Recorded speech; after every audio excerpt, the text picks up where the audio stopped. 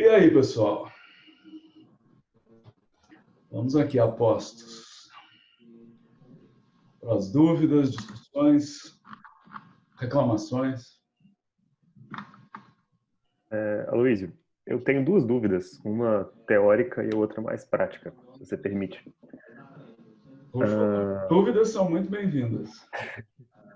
A primeira, mais teórica, é sobre os polinômios fracionais. E eu fiquei pensando um pouco sobre a aplicação disso na prática. E a minha dúvida é a seguinte: quando a gente testa uma série de modelos desse tipo, né, com diferentes formatos das equações, e aí, obviamente, você não vai escolher simplesmente o que tem o melhor ajuste e acabou. Você tem que ter todo um trabalho de pensar em cima do modelo que você acaba escolhendo. Mas eu fico muito na dúvida sobre a utilidade de vários desses modelos quando eu vou tentar dar uma explicação mais plausível do porquê daquele comportamento, do porquê que eu estou modelando como uma coisa que está elevada a -2 somada com uma elevado à terceira. E eu entendo que você pode calcular intervalos e dar predições e falar, olha, eu espero isso e isso e isso para esse intervalo.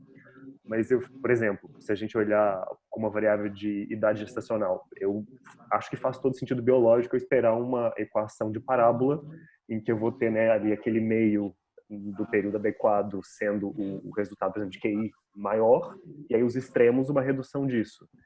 Mas agora, fora disso, quando a gente usa modelos mais complicados, eu fiquei muito assim preocupado.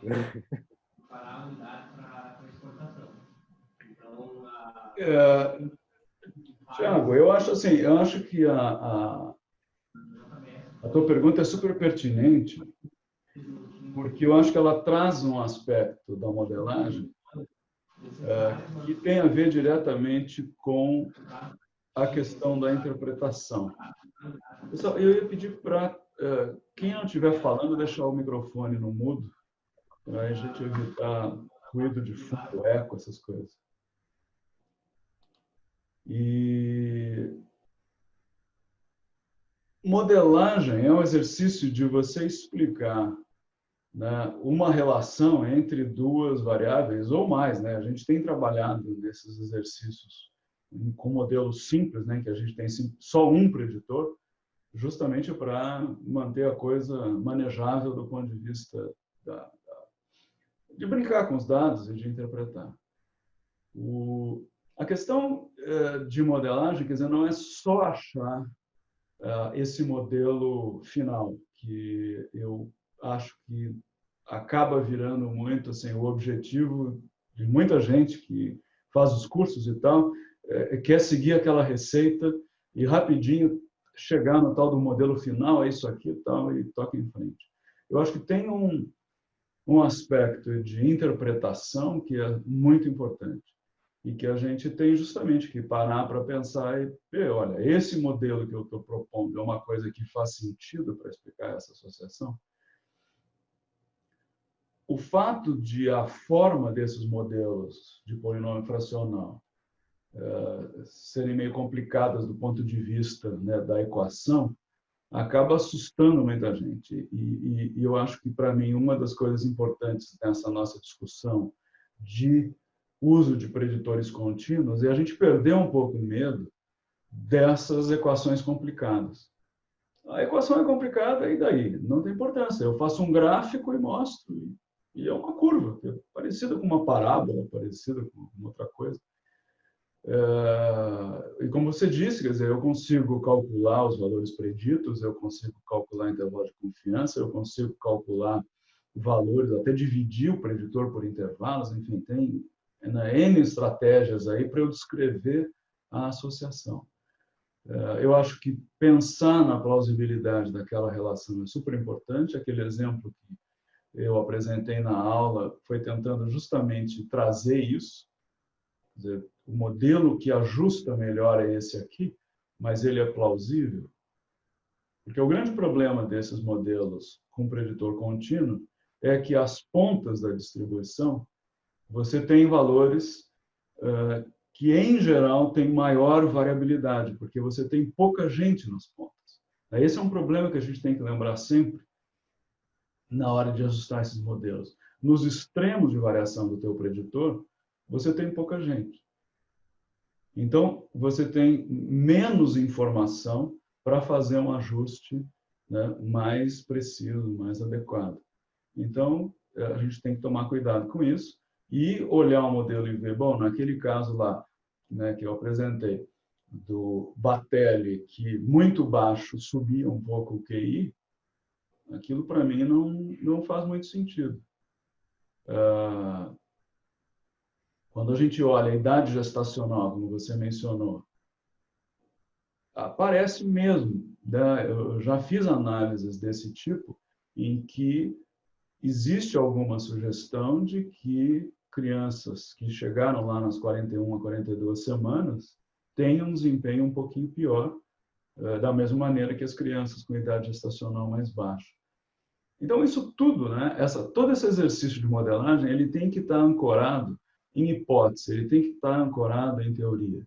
Então, é claro que no curso a gente está mais brincando com a mecânica da análise, do ajuste dos modelos, dos indicadores de qualidade de ajuste, essa coisa toda, mas na vida real, em que você está fazendo uma análise desse tipo, né, o conhecimento do assunto e a hipótese que você tem, ela é super importante. E para isso, quer dizer, o modelo serve para ajudar a confirmar ou a rejeitar a tua hipótese e afinar essa hipótese. Então, acho que essa é a questão. A gente tem que jogar, né, aprender a jogar com as duas coisas ao mesmo tempo. A teoria, a hipótese e a mecânica do modelo, que, junto com essa flexibilidade lá das 44 curvas que a gente tem para escolher, vem essa dificuldade. Bom, tem uma que tem lá o desvio, que é o melhor, mas tem outras 10 curvas que são muito parecidas e que a diferença que você tem no desvio, que é o nosso indicador ali de qualidade de ajuste, é muito pequeno. Quer dizer que se eu escolher outra reta daquelas, não vai mudar praticamente nada. Então, tem, né, um processo aí de entender o mecanismo do ajuste do modelo, juntar com a teoria, para poder, então, chegar naquilo que a gente acha que é vamos dizer assim, a fórmula, né, que melhor explica essa relação. Eu não sei se eu te respondi tudo, Tiago. Respondeu. Porque a minha dúvida era muito sobre, tá, então perfeitamente justificável, por exemplo, para a gente, na hora em que estiver fazendo uma análise desse tipo, escolher um modelo que vai ter um desvio maior, considerando que a gente vai ter uma interpretação melhor ou que a gente acha que faz mais sentido com a realidade biológica, sociológica que a gente está estudando do fenômeno, certo? Exatamente, eu acho que é isso. A gente não é escravo das medidas de qualidade de ajuste. As medidas de qualidade de ajuste, elas estão lá como uma ferramenta para você ver, né, o que é que melhor se ajusta, mas do ponto de vista matemático, estatístico. Né? Se aquele modelo não se ajusta do ponto de vista da teoria, você fala, olha, não tem como, né? Quer dizer, se eu tiver lá com um modelo qualquer de altura, por exemplo, e o modelo está me dizendo que para uma determinada faixa de valores a altura diminui, eu digo, olha, sinto muito, não vai acontecer. Né? A altura da gente só diminui lá depois dos 80, 90 anos, aí a gente começa a encolher, mas fora isso, não tem como. Então, a gente tem que juntar a teoria com o modelo. Posso fazer uma intervenção, Aloysio? Claro. Seria adequado dizer que a estatística, tipo, o modelo estatístico que você trabalha é o carro e a teoria é o condutor, é o motorista? Ou seja, você não pode mover o carro, não vai funcionar, não vai ser útil. Vai ser inerte se você não, a menos que você use a teoria para dirigir ele. Eu concordo, Daniel. Eu acho que qualquer análise estatística e exercícios de modelagem em especial, se você não tem uma teoria por trás, se você não está pensando, é desastre na certa, já que nós estamos falando de carro. E é só vocês verem tudo o que aconteceu do ponto de vista de modelagem dessa epidemia, né?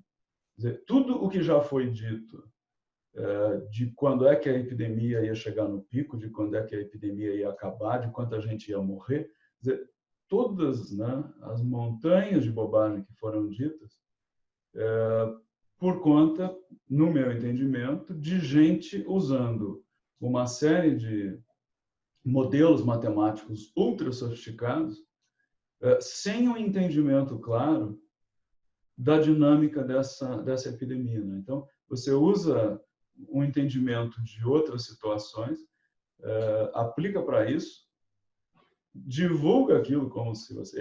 Eu cheguei a receber por WhatsApp aí resultados de modelagem que dizia que no dia tal a epidemia acabava.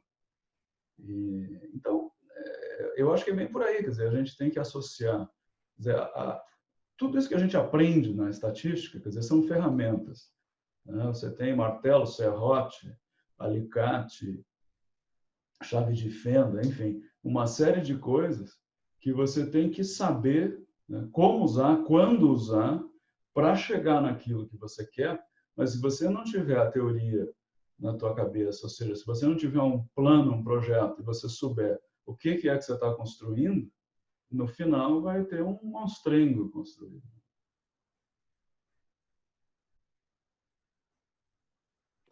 E você tinha outra dúvida, Thiago? Sim, essa é de um ponto de vista um pouco mais prático aqui. Numa das questões da prática, a gente tinha uma questão sobre interpretação de um desses modelos, em que eu vou ter esses coeficientes de um modelo fracional, que eu vou ter -2, -1, etc. E aí eu queria saber qual que é a dica para a gente fazer uma interpretação disso que seja clara num texto, sabe?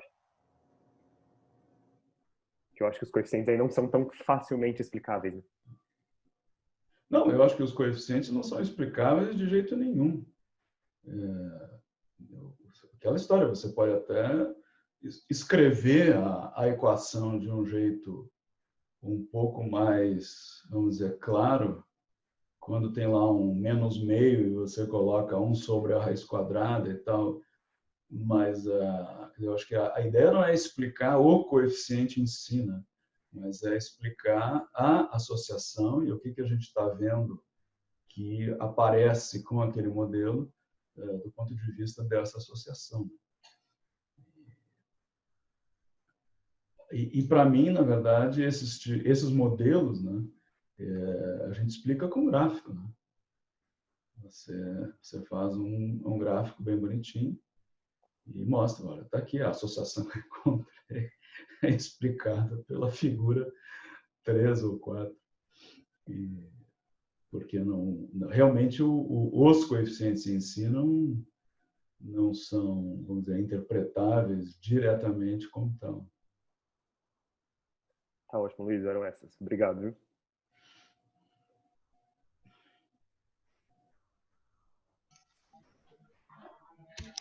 Oi, gente, bom dia.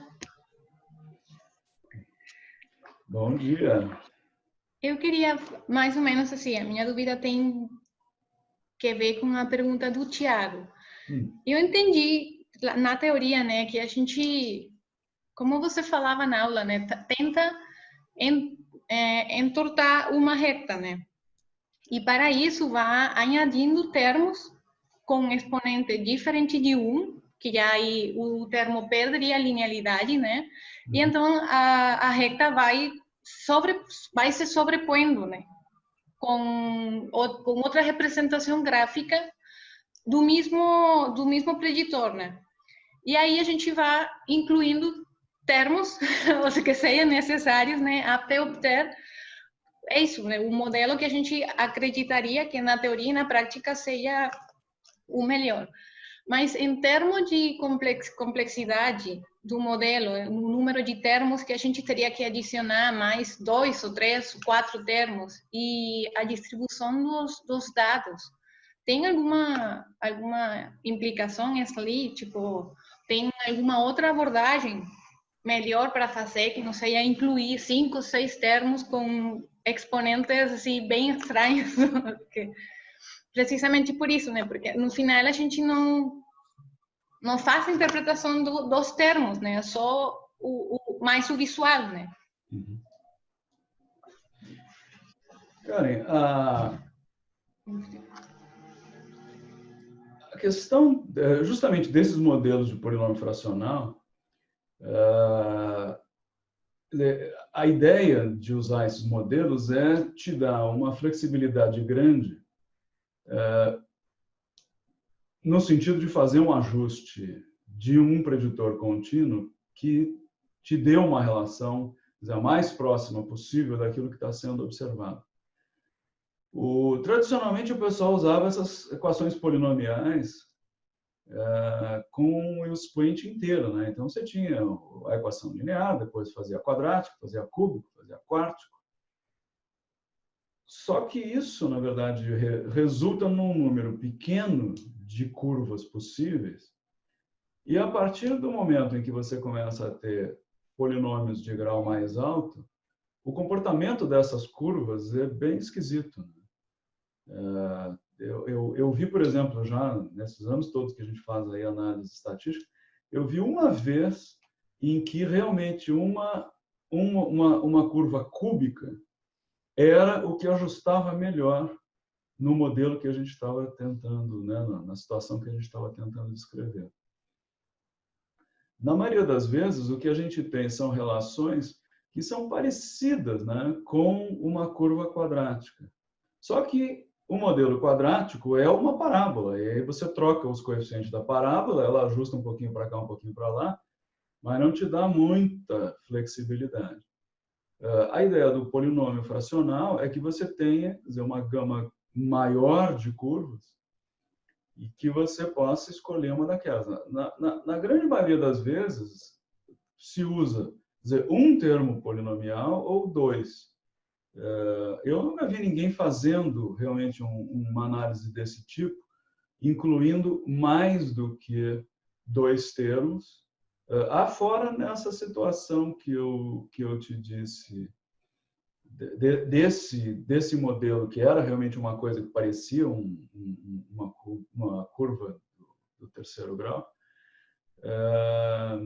Mas na grande maioria das vezes, quer dizer, você com dois termos naquela equação polinomial resolve. De acordo com a própria sintaxe do comando, você pode pedir para que seja incluído um terceiro termo polinomial no modelo. Você pode botar o quanto quiser. Na grande maioria das vezes, não é tanto a questão de que fica muito complicado, é que não resolve nada. Aquilo não adiciona qualidade de ajuste do modelo. Como eu disse, quer dizer, a questão dos coeficientes em si, para mim, é menos importante. O importante é a gente estar satisfeito com aquilo que o modelo está dizendo, que é aquela curva que eu estou ajustando, se ela faz realmente sentido. E, para mim, a importância da gente estar discutindo isso, né, insistindo nessa coisa dos preditores contínuos, e que eu posso ajustar reta e eu posso ajustar retas entortadas, né, de vários jeitos diferentes, é para a gente parar para pensar um pouco sobre essa questão que é meio padrão dentro da epidemiologia, que é esse troço de categorizar. Essa questão de categorização é uma coisa tão maluca. O exemplo mais extremo que eu já vi na minha vida foi uma vez que eu era editor da Revista de Saúde Pública, e eu recebi um artigo, assim, de um conjunto de autores, gente conhecida, respeitada na área, na epidemiologia no Brasil e tal. Eles faziam um modelo de regressão logística em que, claro, o desfecho nesse caso, e o desfecho era um desfecho contínuo dicotomizado. E todos os preditores do modelo eram dicotomizados. Tudo. Tudo que eles tinham lá de preditor no modelo era tudo dicotomizado. Eu olhei aqui e falei, gente, mas, né, nem categorizado de pegar, sei lá, o peso ao nascer e separar em 3 ou 4 grupos, ou a idade gestacional, enfim, era tudo categorizado. E o que eu tento trabalhar com vocês é essa ideia. Categorizar é uma beleza, dicotomizar é fantástico, você simplifica a vida. Mas quanto de informação você está perdendo dessa relação, né, de uma variável que era originalmente contínua e que você simplesmente resolveu que vai transformar em pré-termo e atermo, baixo peso e peso normal, hipertenso, não hipertenso. Por trás de tudo isso tem uma variável contínua que, né, quer dizer, ninguém obriga que, quer dizer, o efeito seja um pulo, né? Quer dizer, tem um limite, tem ali uma porteira, para cada porteira acontece uma coisa, para lá acontece outra. Não, é o que a gente está vendo nesses modelos. Quando a gente trabalha com o preditor contínuo de verdade, que não é um pulo, né? Quer dizer, se fosse assim, ficaria claro na hora da modelagem que eu teria um efeito que vem aqui, de repente ele puff, e vai lá. E a gente ajustaria uma curva que era uma sigmoide super aguda, assim. Não são esses os modelos que aparecem. Então, eu acho que a importância da gente olhar essas estratégias de modelagem de preditor contínuo, se familiarizar com isso e perder o medo do preditor contínuo, é muito por aí, da gente conseguir procurar relações, né, mais funcionais. Né? Hoje em dia está todo mundo falando aí, tudo é funcional, alimentação é funcional, atividade física é funcional.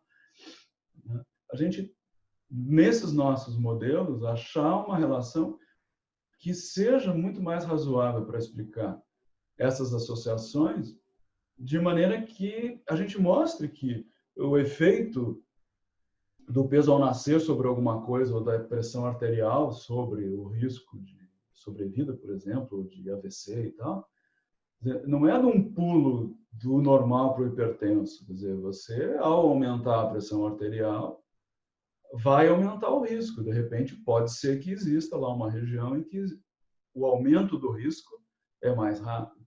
Mas isso o nosso modelo vai tentar explicar.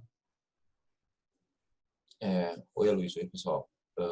Eu tenho uma dúvida em relação à inclusão dos termos não lineares ali na prática, na segunda parte da prática e no vídeo também. Quando tu vai incluindo esses termos, tu vai mantendo os termos anteriores. O termo linear, e quando tu vai para o modelo cúbico, tu mantém o quadrático. E eu fiz alguns testes também, incluindo, por exemplo, só o cúbico, sem os anteriores. E em alguns casos o ajuste até fica levemente melhor. Mas eu fiquei assim, eu não entendi muito bem por que quando a gente inclui o cúbico, a gente inclui os anteriores também. Se isso é o certo, se essa é a abordagem padrão. E se quando a gente roda os polinômios fracionais, ele também faz isso. Ou se ele somente seleciona um expoente e se remove o termo linear do modelo. Então, essa é uma questão, Léo, é o seguinte, quando você usa, vamos pensar num modelo quadrático, que é mais fácil da gente visualizar. Se eu escrevo uma parábola na forma a mais bx mais cx ao quadrado, esses três coeficientes, o a, o b e o c, eles dão a característica dessa parábola em termos da posição dela, em termos, né, do eixo do y, em termos da abertura, se ela é para cima, se ela é para baixo, dependendo do coeficiente ser positivo ou negativo, e por aí vai. Se você remove, por exemplo, o termo linear, o que você está dizendo, na verdade? Você está obrigando o teu coeficiente, que seria o b na nossa equação, você está obrigando o b a ser igual a zero. Então, você está restringindo o possível conjunto de parábolas para um subconjunto onde o teu coeficiente b, que é o coeficiente do termo linear, é igual a zero. Do ponto de vista de modelagem, se você inclui o termo linear, você dá a chance para o modelo escolher um valor zero para o b. Se você tira o termo linear, você está dizendo, olha, estou escolhendo uma parábola desse conjunto de parábolas em que o b é igual a zero. Então, você, quer dizer, restringe, né, o teu conjunto possível de curvas que vão ser ajustadas.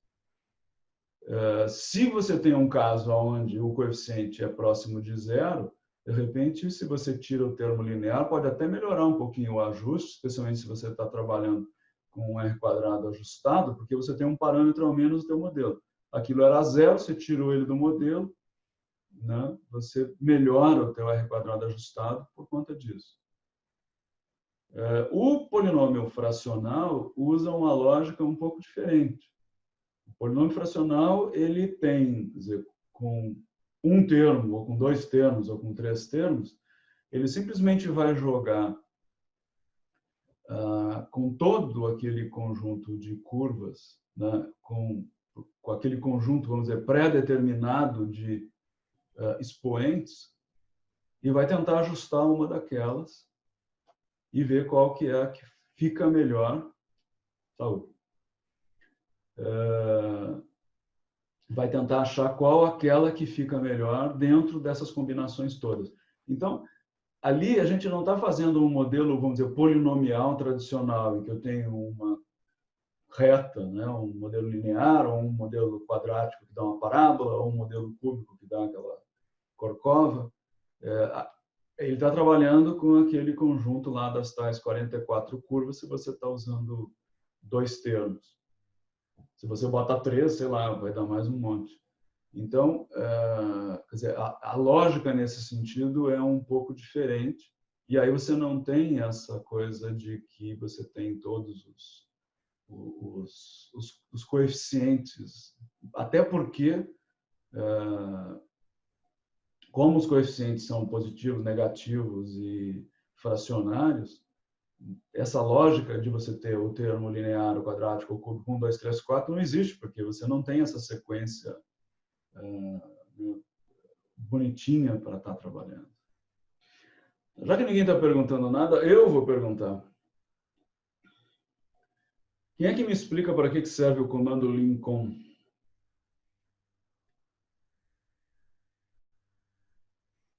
Vocês já devem ter brincado razoavelmente bastante com ele.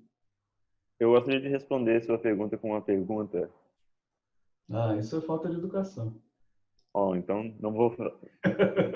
Estou brincando, Daniel, fala. O Lulu Santos diz que a gente tem que se permitir mais. Mas, enfim, qual a diferença entre o display e o Lincoln? Né? O Lincoln parece porque, tipo, a minha impressão é que o Lincoln te permite fazer um cálculo mais sofisticado com respeito a um determinado modelo. Mas aí o display vai ser um cálculo qualquer, 1 mais 1. Mas, tipo, em termos do código por trás do comando, queria saber a diferença mesmo entre Lincoln e display. A Gabriela está dizendo aqui, né, que o Lincoln é um comando para calcular correlações lineares. Na verdade, o termo exato é combinações lineares. Né?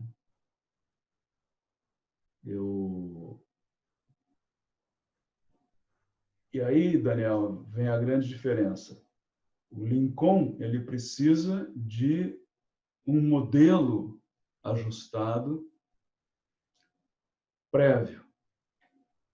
Quer dizer, eu tenho que ajustar um modelo antes para conseguir usar esse comando, porque ele depende de ter um conjunto de parâmetros, de coeficientes de modelo e uma distribuição, etc. e tal, por trás para ele fazer uma conta. O display é um comando que mostra alguma coisa. Ele pode mostrar um texto, ele pode mostrar o conteúdo de uma macro, e ele pode mostrar o resultado de uma conta ou de uma operação lógica. Claro, você pode complicar a expressão no display o quanto você quiser, mas ele não tem, vamos dizer, inteligência no sentido de se adaptar a um contexto. O Lincoln, ele está usando o resultado do modelo que você acabou de ajustar e ele está te apresentando o resultado daquela combinação linear de coeficientes que você pediu para ele. Então, é aquela ideia que a gente, né, fez nos exercícios anteriores. Se eu quero saber o efeito da dupla exposição, né, num modelo multivariável,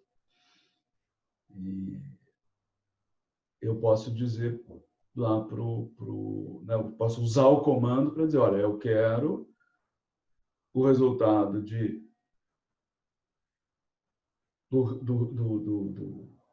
do efeito associado, por exemplo, com fumar e beber sobre obesidade, sobre pressão arterial, etc.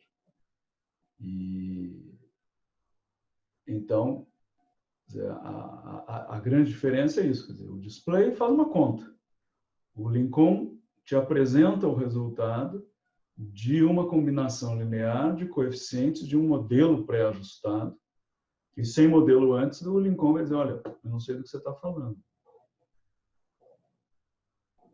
E a grande vantagem, né, desse comando é que a gente poderia fazer a conta, né, até usando lá o display. Eu posso pegar e dizer, lá numa regressão logística, pegar a razão de odds de uma exposição, a razão de odds da outra exposição, multiplico as duas e vai dar o resultado que vai sair no Lincoln. Mas o Lincoln vai me dar uma tabelinha bonitinha em que ele me diz o erro padrão daquela combinação linear, me dá um intervalo de confiança, me dá um teste de significância. Então, ele já faz o serviço completo ali. Mas aí o Lincoln serve apenas para modelos lineares generalizados, né? Não sei, tipo, que outro, ANOVA, que quadrado, outras coisas que a gente já trabalhou em outras aulas, tipo, o Lincoln serviria ou é para regressões mesmo?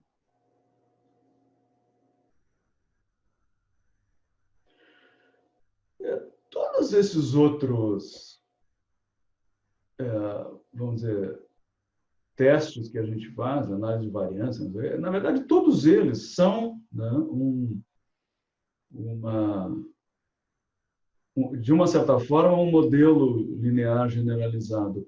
Eu nunca usei o Lincoln depois de uma ANOVA. Realmente, eu não sei se dá, ou como é que se faria isso, visto que uma ANOVA não tem, de maneira explícita, coeficientes do modelo. Isso aí precisaria ver lá se... Vou botar no Stata lá a nova post-estimation para ver isso, eu não sei. Professor, sim.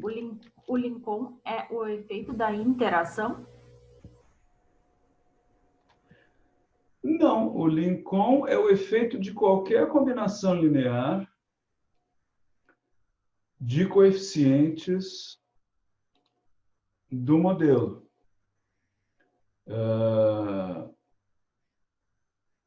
Então, você pode usar o Lincoln para estimar o efeito de uma dupla exposição, por exemplo, em que tenha interação, ou o efeito de uma dupla exposição, por exemplo, em que não tem interação. Ou você pode fazer uma comparação, né, de dois grupos definidos pelas tuas variáveis de exposição, quer dizer, não precisa nem necessariamente ser duas exposições, quer dizer, você pode escolher a comparação que você quer fazer, usando aquela lógica, né, que a gente usou lá de escrever a equação de um grupo, escrever a equação do outro grupo. E eu posso, quer dizer, num modelo que tenha muitos preditores, eu posso escolher a comparação que eu quiser de uma exposição por 3, 4, 5, 6 variáveis, comparado com um grupo que não é exposto a nada, que é exposto a uma só das variáveis, e fazer essa conta de qual é, né, a comparação desses dois grupos. E aí, quer dizer, a medida de efeito vai depender do meu modelo. Se eu tiver num modelo de regressão logística, eu vou ter uma razão de ordem. Se eu tiver num modelo de regressão linear, vai ser uma diferença de médias entre os grupos. Mas é um comando que é super flexível nesse sentido. Quer dizer, dado um modelo, você consegue calcular, do ponto de vista de comparação de grupos e de efeitos, né? Você consegue calcular qualquer coisa ali. E aí, para isso, precisa o quê? Saber escrever as equações do modelo. Né? Porque daí, para saber como é que você vai escrever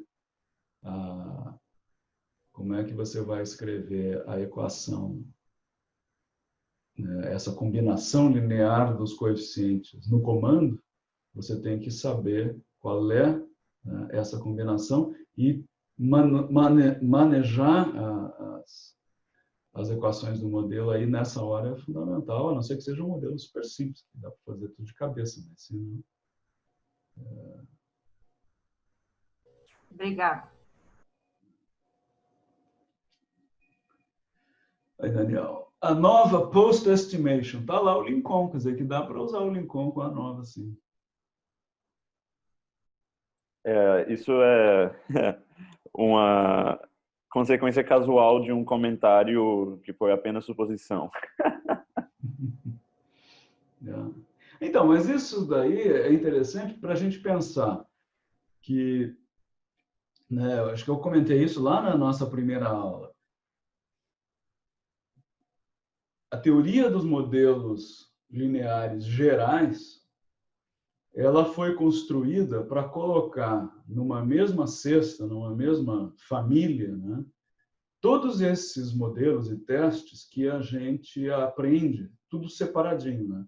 A gente aprende a fazer um teste T, a gente aprende a fazer um teste aqui quadrado, a gente aprende a fazer uma análise de variância, a gente aprende a fazer uma regressão linear.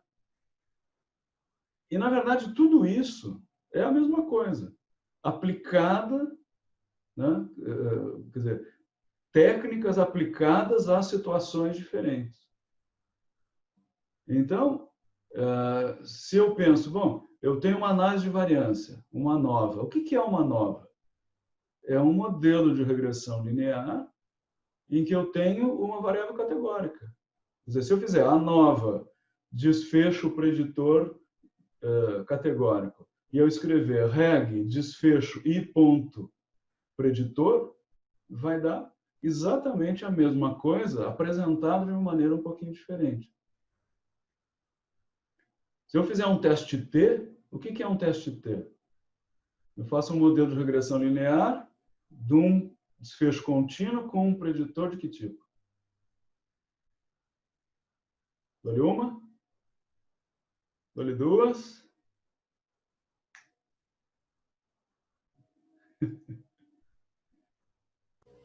Contínuo? Não. Teste T? Teste T, o que eu estou fazendo? Quando é que a gente usa um teste T?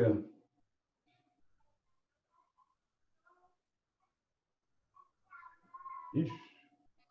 Quando a gente tem uma variável quantitativa. Eu tenho um preditor de que... desculpa, eu tenho um desfecho de que tipo num teste T?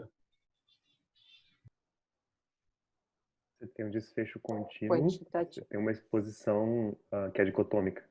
Muito bom. Só um não vai voltar para a estatística 1. Então, eu faço uma regressão linear, que eu tenho meu desfecho contínuo e uma variável dicotômica i ponto não sei o que, ou simplesmente uma variável que é 0, 1, e aquilo é um teste T, igualzinho. E por aí vai. Então, quer dizer, todos esses testes, esses modelos, essas análises, né, elas são todas partes da mesma família. E quando a gente pula dos modelos lineares gerais para os modelos lineares generalizados, né, a ideia justamente agora é botar dentro dessa família ampliada esses outros modelos que também são lineares, né? Só que aí eles não são lineares direto no meu desfecho, como é a regressão linear, né? Que eu tenho lá y igual a mais bx, blá, blá, blá. Mas eu vou ter uma função do meu desfecho é igual a um a mais bx mais cx, né? Bx1 mais cx2, blá, blá, blá. E eu coloco isso tudo, de novo, dentro de uma teoria única.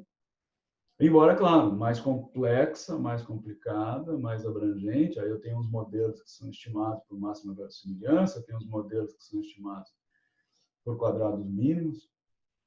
Mas, de novo, né, eu coloco todos esses modelos numa abordagem semelhante e que facilita, né, do ponto de vista da teoria. E aí eu consigo aplicar, quer dizer, todas essas coisas que a gente está vendo de medidas de qualidade de ajuste, o critério de informação lá do ACAIC que a gente usa, quer dizer, ele é baseado em desvio, ou seja, é uma ideia que está ligada à verossimilhança, mas pode ser usado também nos modelos de regressão linear. Então, boto isso tudo junto e consigo meio que uniformizar a teoria, enfim, as abordagens de análise, etc. Então. Professor, tem, na verdade, duas perguntas. Uma sobre a avaliação de qual o melhor modelo que ajusta melhor, que a gente costuma usar o critério de informação de ACAIC como uma das formas de avaliar. E quando é regressão logística ou Poisson, sai ali o log da likelihood, um valor, né? Sem fazer teste de razão, né? De verossimilhança, sai apenas ali o log. Eu não posso usar para comparar dois modelos qual que tem o maior log likelihood, porque, enfim, não é um modelo saturado versus um igual, porém só sem alguns preditores, né? Então, não tem nenhuma serventia qual é o maior log likelihood para ver o que ajusta melhor. Tem que fazer o ACAIC e esquece aquilo ali. Não, a gente não esquece aquilo ali, né? A gente usa a verossimilhança do modelo quando a gente faz os testes da razão de verossimilhança. Quando a gente pega e compara dois modelos que são hierárquicos, ou seja, que eu tenho um modelo dentro do outro, aquela ideia, quer dizer, eu tenho um modelo com uma variável, eu tenho um modelo sem aquela variável. Aí eu vou fazer o teste da razão da verossimilhança, que basicamente é a diferença das duas, menos 2 log verossimilhança, né? De um modelo, do outro modelo, e aquela diferença, né, o valor da diferença tem uma distribuição Q quadrado com tantos graus de liberdade, quantos parâmetros eu estou testando. A diferença do critério do ACAIC é que você não usa isso para comparar só modelos que são, vamos dizer, embutidos um dentro do outro, modelos hierárquicos. O critério do ACAIC leva em conta o número de graus de liberdade e tal, quer dizer, ele faz ajustes, né, de maneira que você possa comparar modelos que não são hierárquicos, que não são embutidos um no outro. Então, ele te dá uma ideia, quer dizer, bom, um modelo aqui que tem a variável, sei lá, riqueza em quintis, o outro modelo aqui que tem a variável riqueza contínua. Qual deles acaba ajustando melhor? Mas aí ele não tem essa ideia de um teste, né? Quer dizer, você não tem um valor P, você não tem um negócio assim, esse modelo é significativamente melhor. O que você tem é um valor, uma estimativa, e que te ajuda, né, a entender qual é o modelo que dá um ajuste melhor. Mas não diz obrigatoriamente que esse aqui é melhor e tem que usar esse aqui. É uma maneira de você comparar. E aí, por isso que a gente acaba usando vários critérios ao mesmo tempo. A gente não usa um só, quer dizer, a gente olha várias coisas ao mesmo tempo, e para ter uma ideia do que é que seria o melhor modelo. E aí volta aquela nossa discussão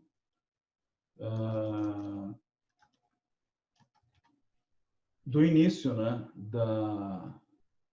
Do início da conversa, que a escolha do modelo tem a ver com critérios estatísticos de qualidade de ajuste, mas também tem a ver com a teoria, né? Com o conhecimento que você tem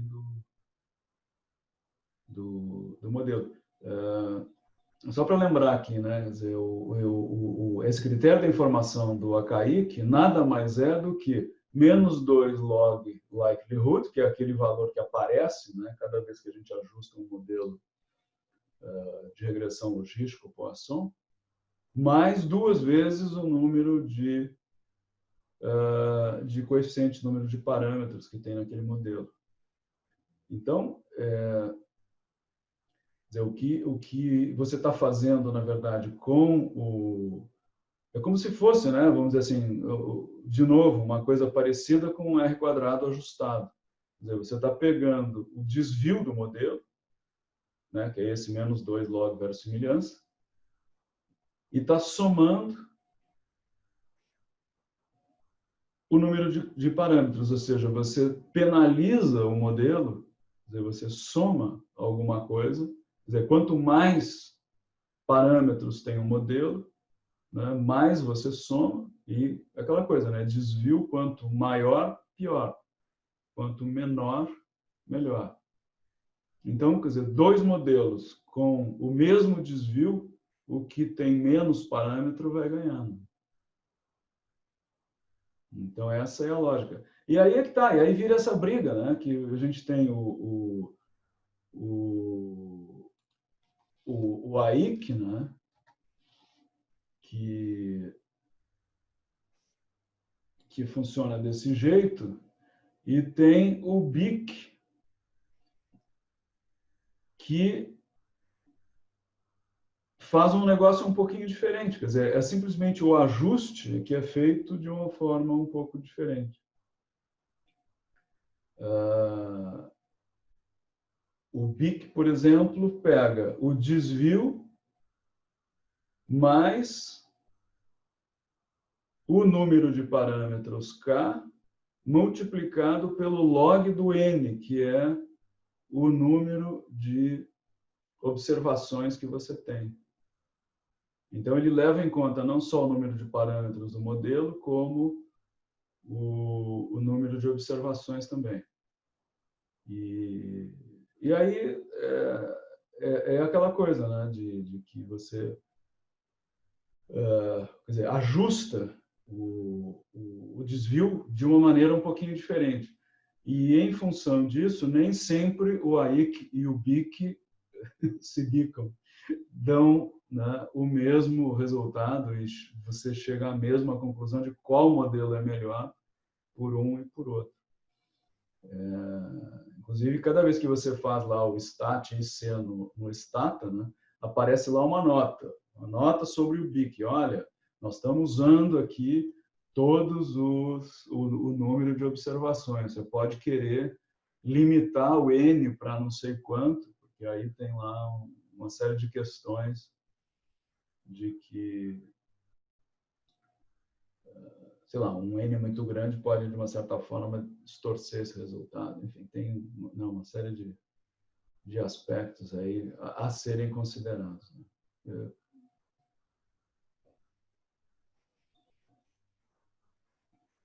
Aloysio, eu tenho uma pergunta. Ela é mais conceitual. Queria saber a sua opinião sobre pedagogia da estatística.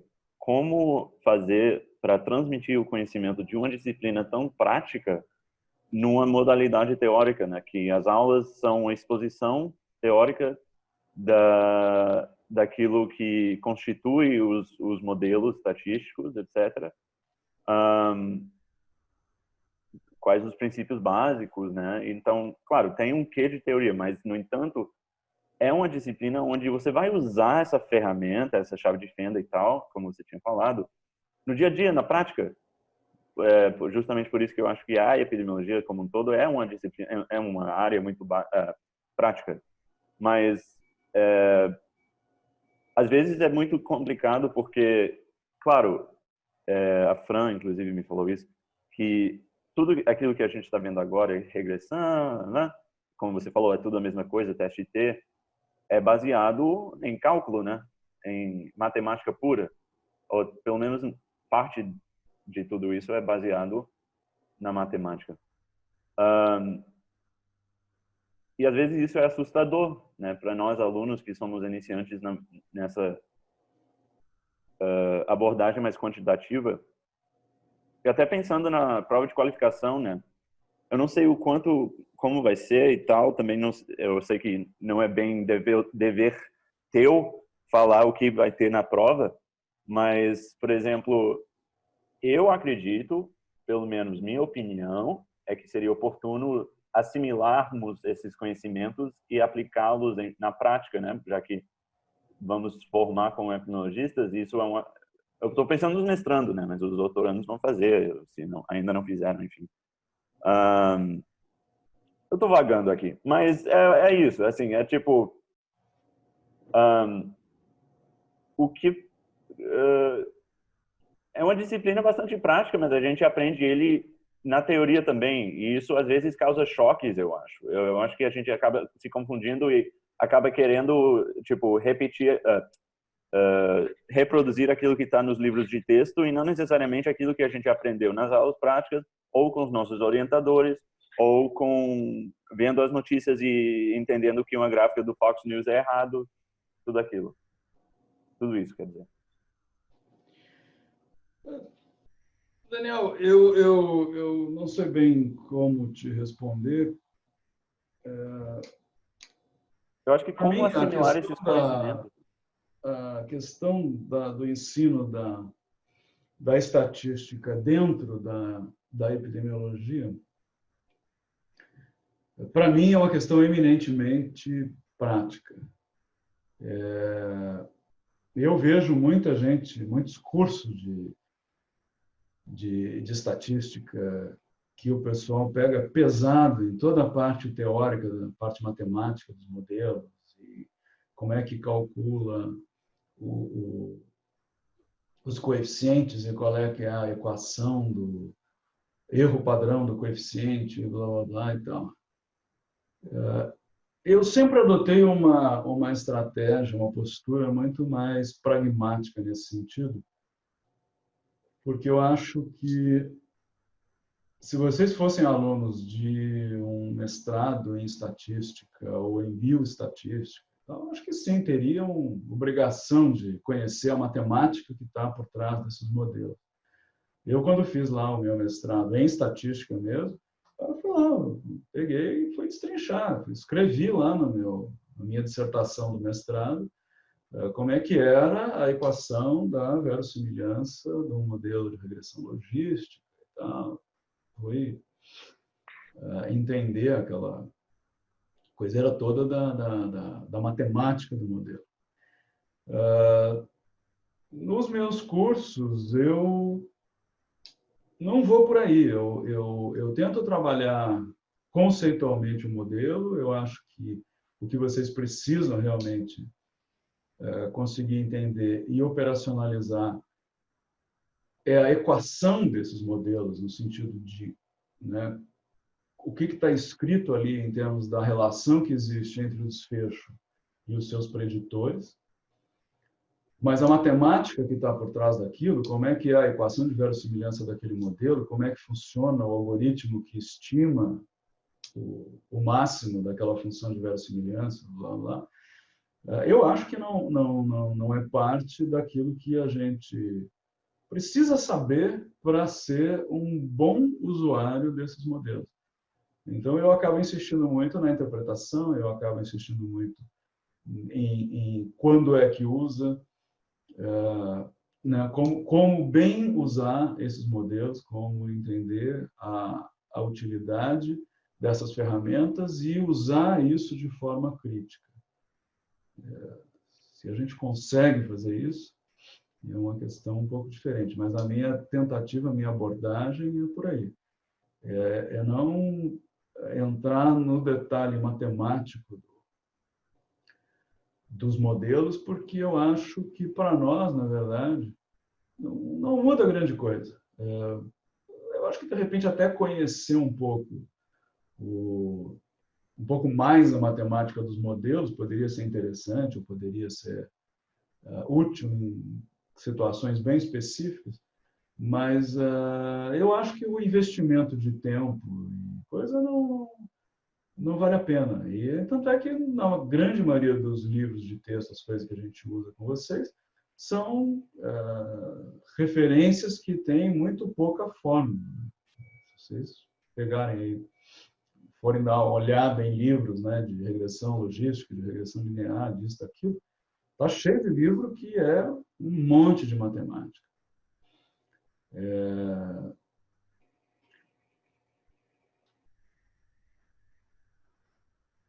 Tem hora que não dá muito para escapar, e alguns dos textos de referência têm um pouco da matemática desses modelos, coisa que a gente aqui no programa não cobra, né? Ninguém vai sair cobrando essas coisas. É o que a gente cobra de vocês. Nos cursos e na prova de qualificação é o uso apropriado e a interpretação desses modelos. O que é, se ajustou um modelo de regressão logística, o que isso quer dizer? Qual é o parâmetro que está aparecendo lá? Como é que eu interpreto esse parâmetro? O que é uma interação? O que é confusão? O que quer dizer? E aí tem uma hora que é importante a epidemiologia, vamos dizer assim, né, daquilo que a gente, nos cursos de epidemiologia aborda, e na estatística se mistura, e é a hora que a gente tem que ter, né, o conceito epidemiológico do que é não sei o quê, e como é que isso se apresenta do ponto de vista da análise, da modelagem e tal, como é que eu faço ajuste para confundimento na hora de fazer análise, como é que eu modelo uma interação, né, na hora da análise prática. Então, eu acho que é por aí. A questão do exame de qualificação, do mestrado, em geral, tende a ser uma coisa, né, mais focada nas disciplinas e tal, no conteúdo. No doutorado, a gente, pelo menos em tese, né, trabalha com a ideia de que um aluno de doutorado ele vai além daquilo que é papagaiado nas disciplinas, né? O aluno de doutorado supostamente está lendo os artigos que estão saindo, está lendo outros livros de epidemiologia e tal, ou seja, tem uma visão do campo que não está exclusivamente restrita àquilo que é discutido e dado em aula. Eu acho que isso aí faz parte da formação de alguém que quer ter o título de doutor. Uma formação como pesquisador, quer dizer, você que tá, né, tem a pretensão de produzir novos conhecimentos, tem que também saber aprender por conta própria, né? Não só aquilo que está sendo dito em aula. Então, o exame de qualificação do doutorado tende a ir além disso. Quer dizer, a gente deixa claro, cada vez que faz lá um edital, diz, olha, o conteúdo dos cursos, mas não só. Né? Então, a prova não tem que versar necessariamente sobre o conteúdo dos cursos e muito menos sobre especificamente aquilo que foi discutido em aula. Embora, em larga parte, acaba a prova sendo focada naquilo que é feito e discutido, enfim. Não é uma coisa completamente diferente daquilo que se faz na rotina dos cursos. Mas se entende que um aluno de doutorado não está só estudando usando as notas de aula, né? Está usando, né, os livros e, enfim, a literatura em geral, e cada vez, acho que menos livro, né? Hoje em dia tem tanto material disponível por aí, de livros online de coisas que são escritas meio em conjunto, né? Eu até recebi outro dia, mas não consegui fazer login do Kleinman, um cara famoso, né, que tem um livro super tradicional dentro da epidemiologia, está colocando à disposição lá uma série de coisas, de cursos online sobre vários aspectos da epidemiologia e tudo, que eu achei bem legal. E eu acho que é isso, né? A gente, na verdade, precisava revolucionar essa coisa do ensino, né? Essa coisa de aula e prova é de matar de chato. E talvez nesse sentido a epidemia seja um fator positivo, né? Na hora de empurrar as pessoas para pensarem em novas maneiras de ensino, de divulgação, de compartilhar, enfim, a experiência, os cursos e tal, porque isso era tudo muito voltado para uma clientela específica, né? O Kleinman vai lá e tem os cursos dele de treinamento para quem vai lá pagar a taxa na universidade e fazer o curso. E, aparentemente, agora o que ele está fazendo é abrindo tudo isso, pegando todo esse material que ele tem e abrindo e colocando à disposição de quem quiser usar, né? Isso é uma coisa que eu acho que é muito bacana e que, quer dizer, todos esses cursos, né, que são dados tradicionalmente pela IEA e outras associações, instituições, né, se a gente tivesse tudo isso aberto e disponível, né, para quem quisesse fazer, seria fantástico. Embora eu acho que já exista, né, muito material, muito curso online, muita aula online que dá para assistir. Enfim. Muito obrigado.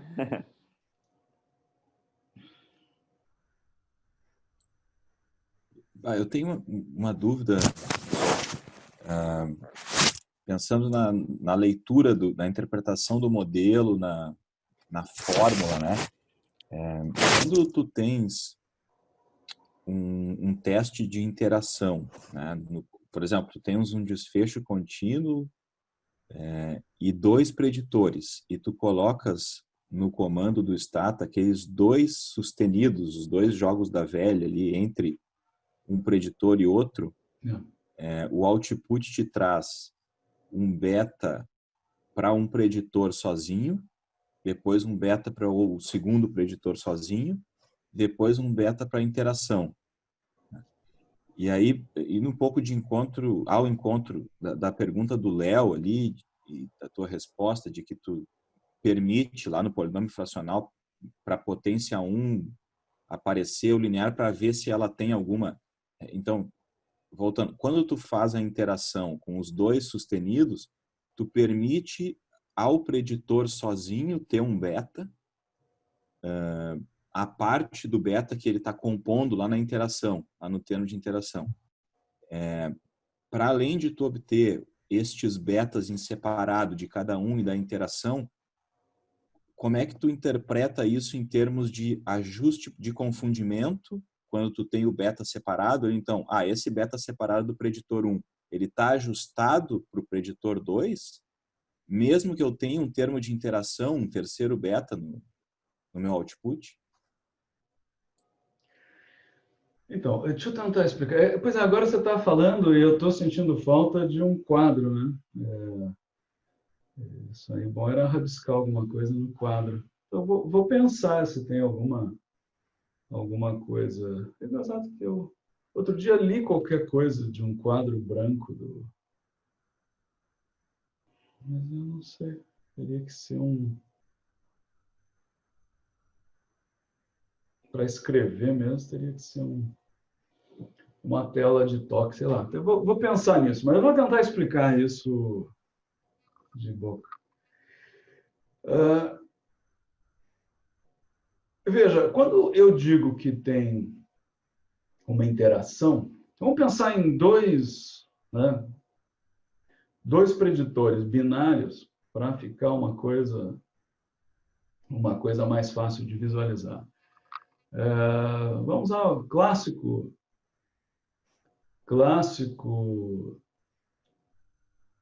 exposição de fumar sim ou não, beber sim ou não, como se fosse simples assim. Quando eu tenho um modelo que tem, né, o meu desfecho é igual a um A mais B, que multiplica fuma sim ou não, mais um C, que multiplica bebe sim ou não, essencialmente eu estou dizendo o quê? Que o fumar, né, tem um efeito sobre o meu desfecho e o beber tem um efeito sobre o meu desfecho, e esses dois efeitos são independentes, não tem nada a ver um com o outro. E a minha pergunta é, mas será que a pessoa que fuma e bebe tem um excesso de risco comparado com aquele que só fuma ou que só bebe? Ou seja, será que fumar e beber é apenas a soma dos dois efeitos? Ou quando eu fumo e bebo, acontece alguma coisa que potencializa essas exposições? Agora, pode ser o contrário também, né? Pode ser que se eu fumo e eu bebo, pode ser que o efeito final não seja a soma dos dois, seja menos do que a soma dos dois. Quer dizer, essa interação pode ir para um lado ou para o outro, né? Quer dizer, ela pode ir no sentido de potencializar o efeito final, ou pode ser, na verdade, no sentido de atenuar o efeito final. Quer dizer, se eu fumo e bebo, né, a soma desses efeitos, quer dizer, o efeito da dupla exposição pode não ser a soma dos dois, pode ser a soma dos dois menos alguma coisa, por alguma razão. Então, qual é a ideia? Quando eu pego num modelo desse e coloco lá mais um termo que é fuma e bebe, eu estou permitindo para esse meu modelo, né, jogar exatamente com essa possibilidade de que quem fuma e bebe pode ter um risco adicionado, né, a esse caso, a essa dupla exposição, ou subtraído, né? Quer dizer, eu deixo o modelo livre para olhar os dados e me dizer, olha, nesse caso da dupla exposição, né, tem alguma coisa que é além da soma dos dois efeitos. Da mesma forma que a gente estava falando no caso do modelo polinomial, se eu incluir nesse modelo só o termo de interação, por exemplo, o que eu estou dizendo? Quer dizer, eu estou dizendo que não tem efeito a exposição simples de fumar e beber. Eu estou dizendo que a única coisa que tem efeito é quem fuma e bebe. Porque eu estou zerando o coeficiente do fumo e estou zerando o coeficiente da bebida. Faz sentido? Não? Deixa eu ver se eu consigo fazer alguma coisa aqui. A explicação faz sentido. Não faz sentido só trazer malefício os dois juntos. Então, mas aí que tá. Se eu monto um modelo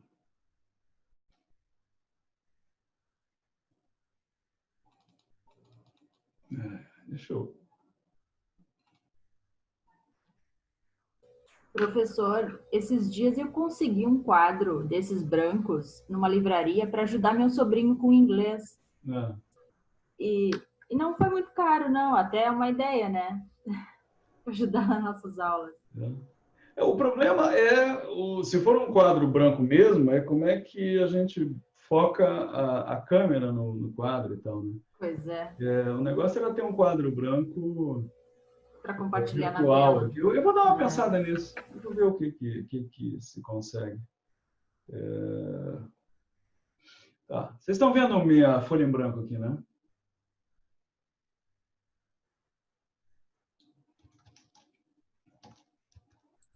Sim.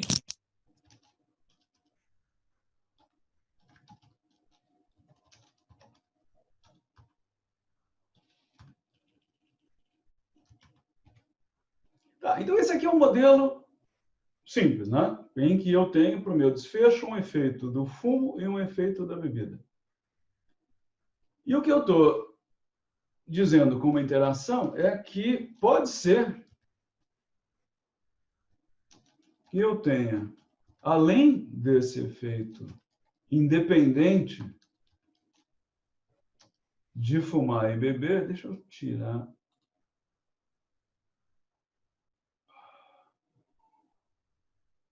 Eu gosto sempre de ter essas marcas de parágrafo aqui para me orientar quando eu escrevo, mas quando... É engraçado porque diz se bebe, né? Se bebe ou não. Pois é. Display, deixa eu tirar aqui as marcas de parágrafo que fica mais...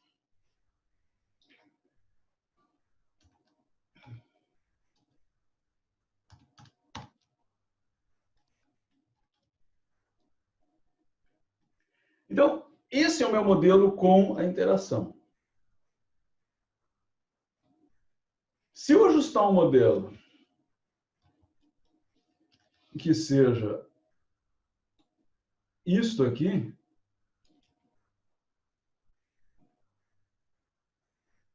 isso equivale a eu dizer que o B é igual a zero e que o C é igual a zero, certo? Então, eu estou dizendo que só fumar não tem efeito nenhum, que só beber não tem efeito nenhum, e que só beber e fumar tem efeito. Então, é por isso que a gente ajusta esse modelo nessa forma, em que eu tenho o efeito principal de fumar, o efeito principal de beber e o efeito de beber e fumar ao mesmo tempo. E aí, testar a interação é o quê?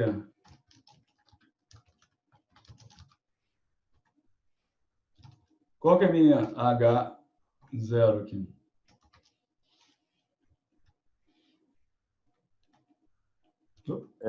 O coeficiente de interação é zero? Não existe a interação? Exatamente. Então, o que eu estou dizendo aqui é que...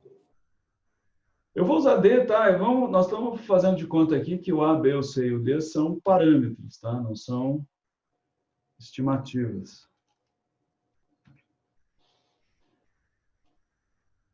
Então, eu testar se existe interação ou não é testar se o meu parâmetro D é igual a zero. Se o D é igual a zero, os efeitos de beber e fumar são independentes, eu não tenho interação. Se o D não for zero, é porque eu tenho uma interação. E o que o meu comando no stata faz lá? Se eu escrevo reg y fuma bebe, ele ajusta um modelo que é lá o primeiro, né? Agora, se eu escrevo reg y fuma cerquinha, cerquinha, bebe, o que ele faz? Ele ajusta esse modelo aqui.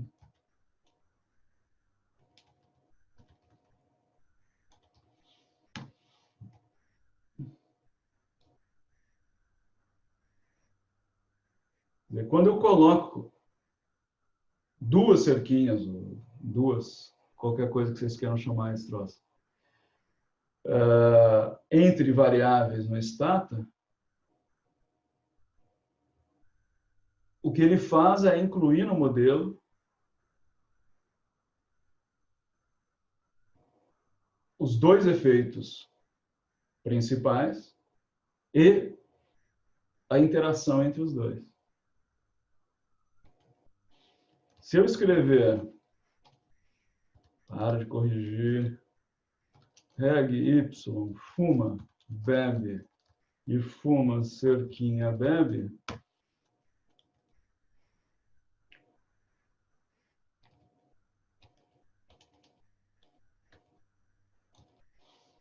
isso é exatamente igual.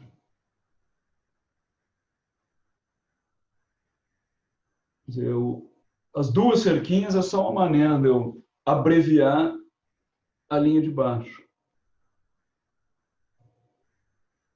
O resultado vai ser exatamente o mesmo.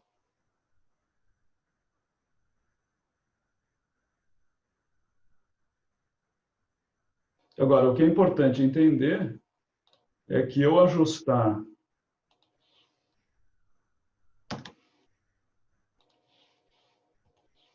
esse modelo aqui de saída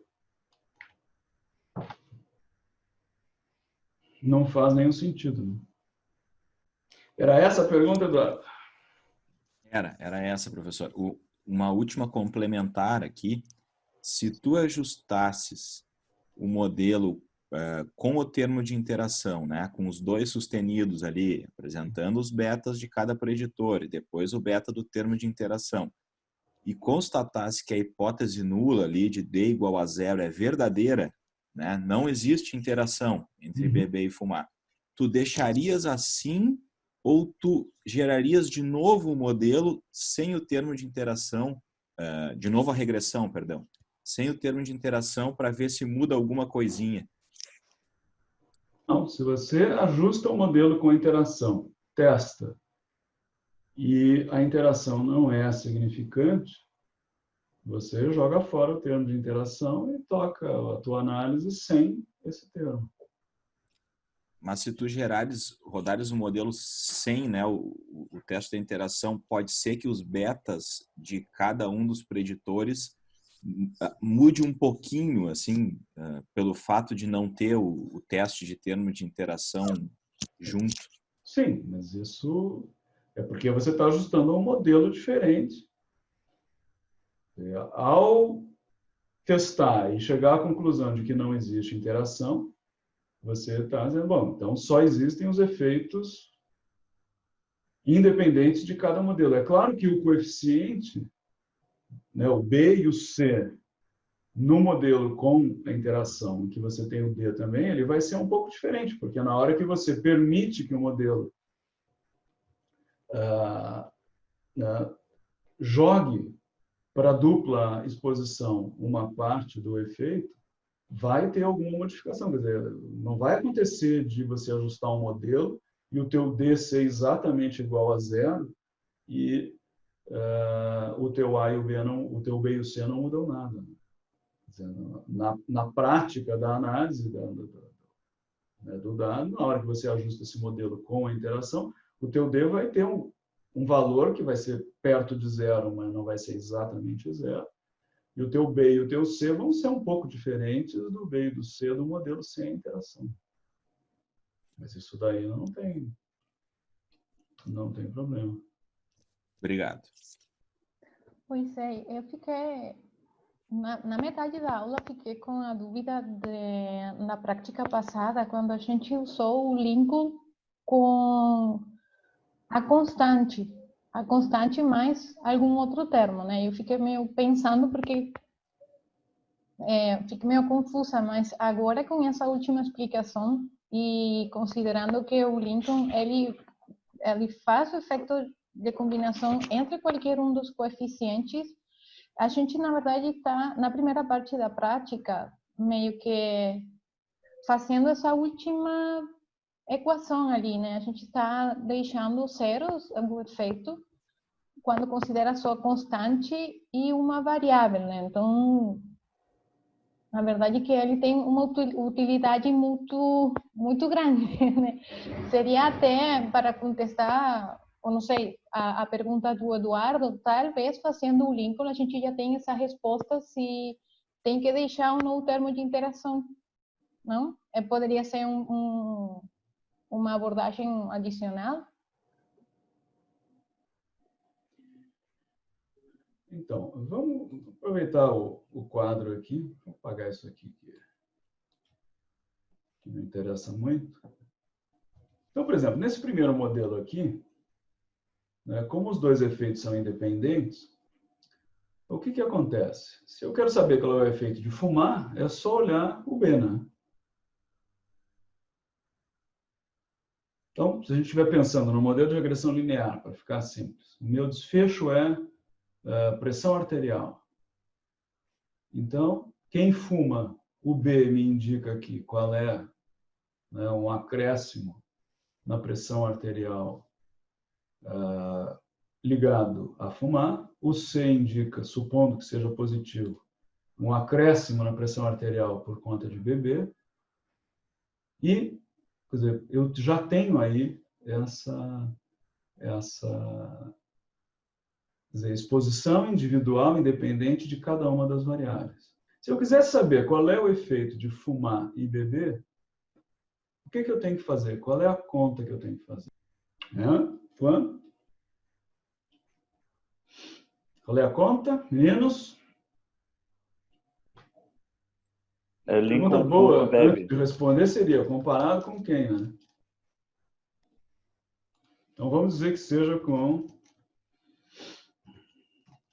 quem não fuma e nem bebe.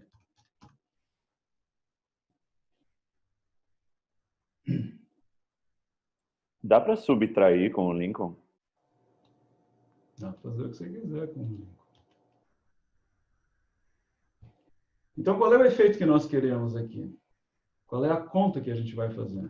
O efeito é o quê?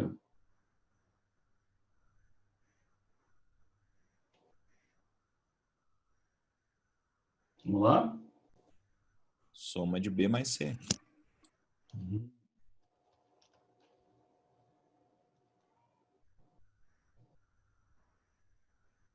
Então, esse é o efeito que eu quero, né?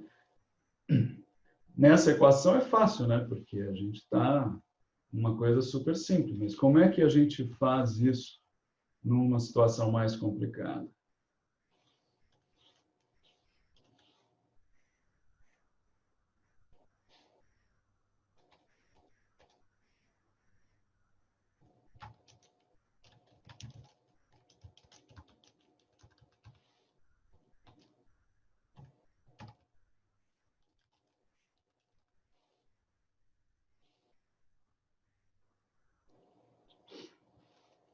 Vou escrever aqui.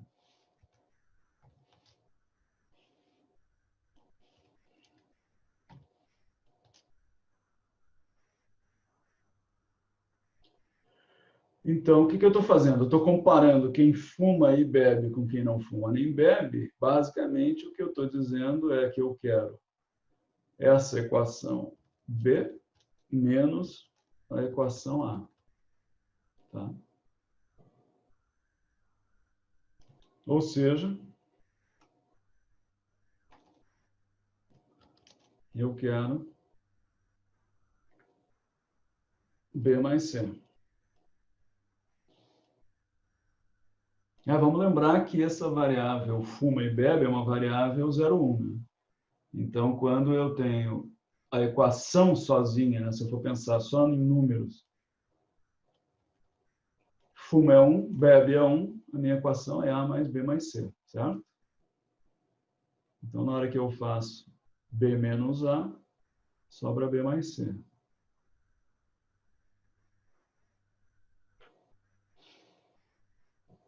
E o meu comando Lincoln vai ser B mais C.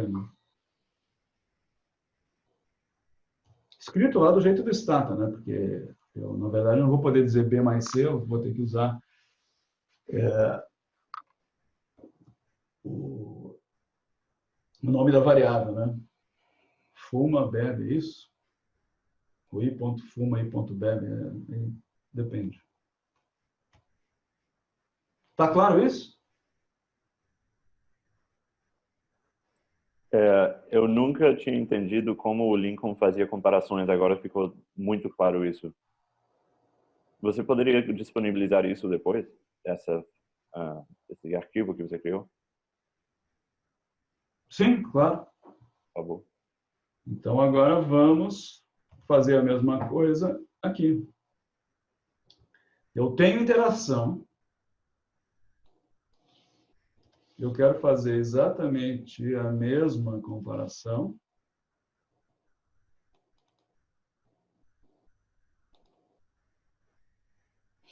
E agora,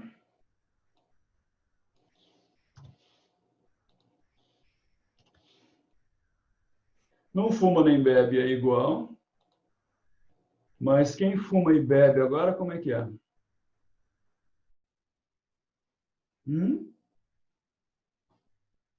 Qual é a equação de quem fuma e bebe, agora no caso que eu tenho uma interação? Dou-lhe uma. Dou-lhe duas. É só acrescentar mais um termo, né? Com outro coeficiente. A gente tinha usado D. Então, agora eu tenho que botar o D aqui, né? É só isso.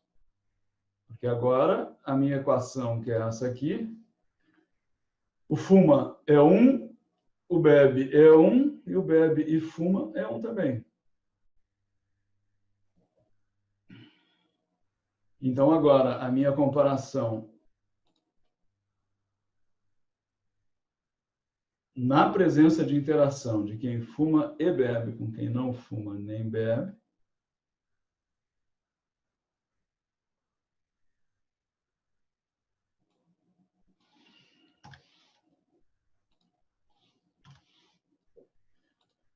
vai ser isso aqui, não?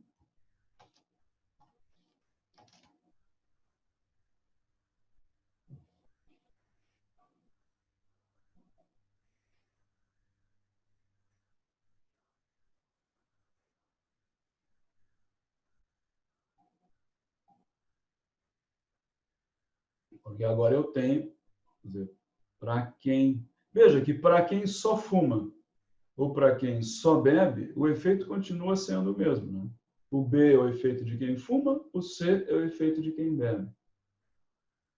Mas se a pessoa bebe e fuma, agora eu tenho um pedaço a mais aí, que é o meu D, que vai me dar exatamente, né, essa potencialização do efeito, ou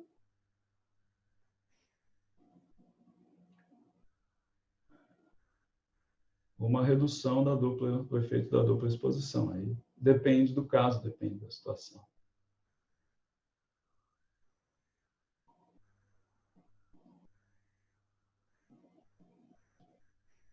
Tá? E é por isso que eu digo que a coisa, né, da gente conseguir escrever o modelo para cada situação,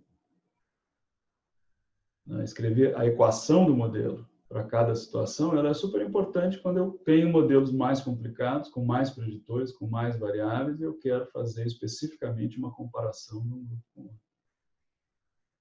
De repente, agora volta lá nos exemplos da escolaridade, estimulação e tal, voltar a brincar com aquelas coisas, ver se entendeu mesmo o processo. Aí, no caso, a gente estaria usando o comando Lincoln com os 3 coeficientes, mas para saber especificamente a gente faria 1 a 1. Ou por duplas, né? Não entendi. Como que seria a interpretação do output dessa Lincoln com os 3 coeficientes? Porque até agora a gente sempre usou com 2 para avaliar o efeito de 2 coeficientes. Aí a gente estaria incluindo 3. Sim, porque agora, veja, o efeito da exposição dupla, que é fumar e beber, depende de 3 coeficientes, porque eu tenho o efeito de fumar, o efeito de beber e o efeito adicional de fumar e beber, porque existe uma interação. Então, no primeiro caso, se os 2 efeitos são independentes, eu tenho 2 coeficientes só, para calcular o efeito de fumar e beber comparado com quem não fuma nem bebe. Agora, no caso que eu tenho uma interação, agora eu tenho que incluir no comando Lincoln o coeficiente da dupla exposição também. Tá certo. Não, só tinha entendido que com o Lincoln a gente só podia fazer comparações entre 2 coeficientes. Não. Então que tinha que fazer diferente, um de cada vez, Não. mas aceitar os 3 também. Sim. Tá.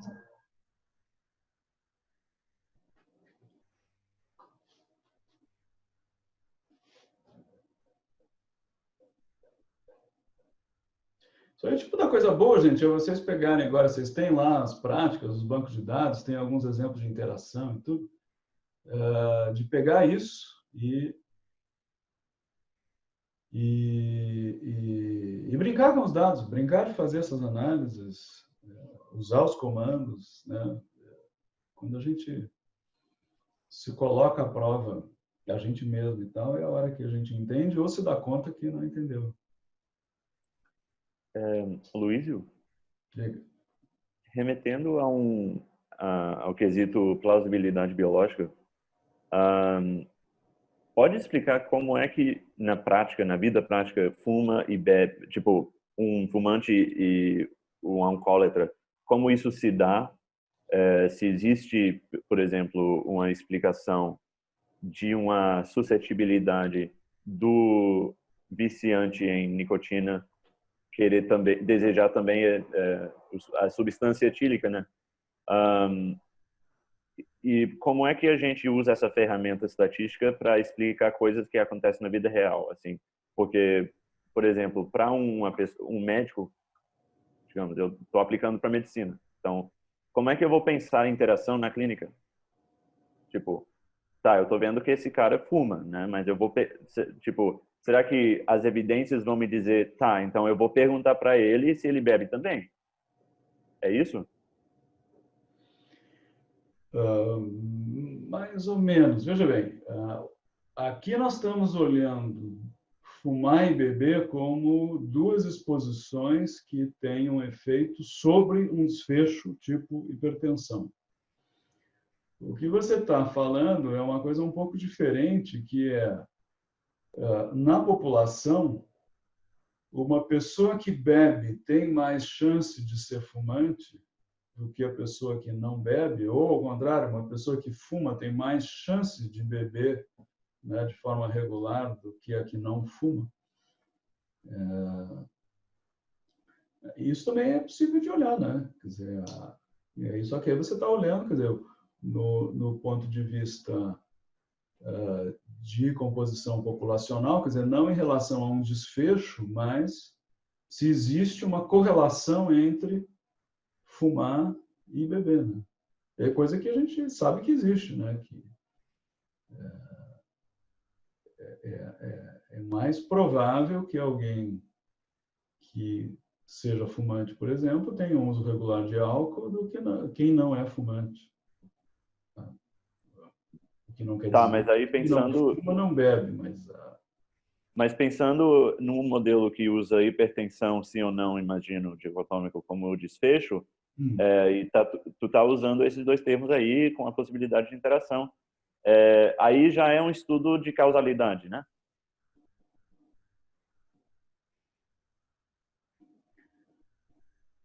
Então, veja, quando você pensa que quem fuma com mais frequência bebe, e você pensa lá no teu DAG de fuma determinando hipertensão e bebida determinando hipertensão, a gente suspeita que possa haver um efeito de confusão aí, porque já existe, né? A gente suspeita que exista uma associação entre fumar e beber. Quem fuma, bebe mais, ou quem bebe, fuma mais. Então, eu vou querer ajustar essas duas variáveis pensando num possível efeito de confusão, mas ainda pensando que existam efeitos independentes de fumar e beber, e ao ajustar a confusão, eu posso reduzir um pouco o efeito de um ou de outro, dos dois, porque existe uma associação entre essas variáveis. Então, nós estamos aqui no domínio, né, de um efeito de confundimento. Mas, do ponto de vista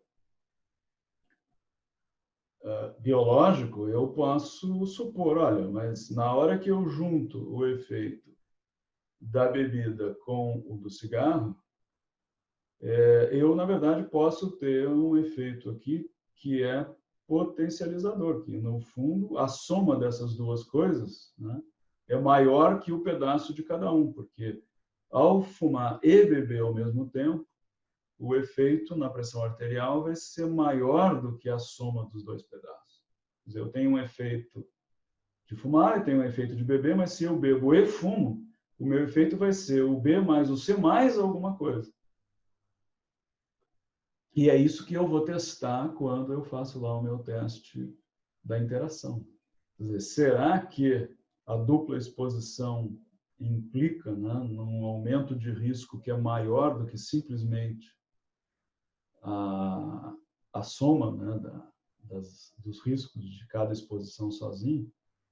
E aí é que eu acho que, do ponto de vista de interpretação, bom, se existe essa interação, já não faz mais muito sentido eu olhar os efeitos independentes, né, porque aí é aquela história, o efeito de fumar para quem bebe ou vice-versa, né, é diferente do efeito de fumar para quem não bebe. Então, aí é que a gente tem que juntar a coisa da modelagem com a biologia, a clínica, enfim, o conhecimento do assunto. E que aí, no caso, a gente também poderia avaliar, por exemplo, fumar e fazer yoga. Uhum. Que aí seria, a lógica seria a mesma, mas a yoga estaria fazendo de proteção, né? Então, a gente poderia supor que quem fuma e faz yoga tem um reduz o efeito, efeito de de fumar. repente, o efeito de fumar para quem faz yoga é menor do que o efeito de fumar para quem não faz yoga. Enfim, é uma hipótese a ser testada. É que não só O tem que difícil talvez potenciar o seja efeito. achar quem faça yoga e fume. Eu só pensei em uma alternativa, né? Que não seja só potenciar o efeito, porque também existe, né? Ou quem já fez alguma cirurgia, não sei, alguma coisa assim, algum outro componente que possa ser protetivo, né? No caso. Vamos mandar a Fran começar a fumar para ver o que acontece. Não, não, mas tem que... Ô, Luísa, você vai reprovar a bioética, hein? Não, mas o que eu ia falar? Não, porque você acha que fazer um estudo de intervenção com um cigarro não é ético? Para Humphrey Bogart, mas para nós, não. De qualquer maneira, tem que incluir essas perguntas sobre yoga na questionário da corte, nos acompanhamentos, hein? Aí sim a gente pode fazer esse estudo mesmo. Não. Podia botar uma pergunta sobre yoga no inquérito de Covid. Quem sabe quem faz yoga tem menos chance de pegar Covid-19. Não que pegar, não, mas tem uma discussão que nos exercícios respiratórios a gente tem que fazer respirações muito longas. E aí, se a pessoa está com um problema respiratório muito no inicinho, ela já sentiria durante o respiratório. Então, eu tomaria mais cuidado, enfim. Também por isso que é incomum ver pessoas que praticam fumando, por causa dos exercícios respiratórios. Pois é, respiração é um negócio central. Né? Mas, por outro lado, agora tem coisa nada, eu parei de ler sobre isso, mas teve uma época que andaram dizendo que fumante tinha menos sintoma grave de Covid do que os não fumantes. Evidentemente, o vírus não gosta muito de pulmão infestado de nicotina, de alcatrão.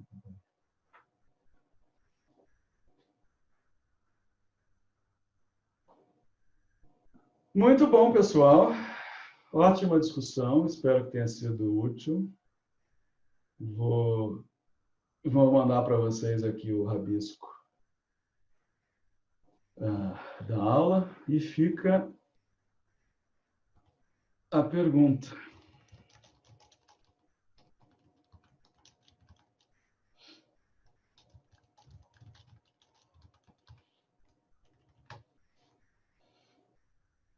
Essa é a lição de casa.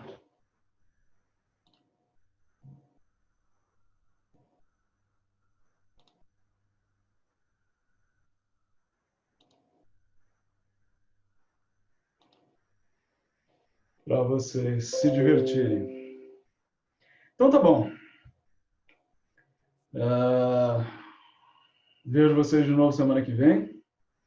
E outras dúvidas, sugestões e tal, mandem para nós. E eu estou aqui tentando melhorar a minha performance para chegar a nível de ator da Globo. Vai demorar um pouco, mas quem sabe. Então, meninos, uma boa semana para vocês. Estudem bastante, assistam às aulas, façam exercícios, principalmente façam exercícios. E espero que estejam aproveitando. Tá bom? Até mais, então. Tchauzinho. Tchau. Obrigado. Tchau.